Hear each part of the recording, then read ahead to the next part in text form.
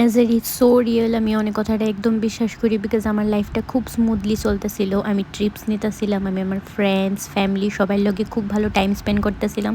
But না জানি গাড়িটা একদম সহ্য হয়েছে না, এত বাজেভাবে নজর লাগাইছে যে আমার লিটারেলি হসপিটালে অ্যাডমিট হইতে লাগছে।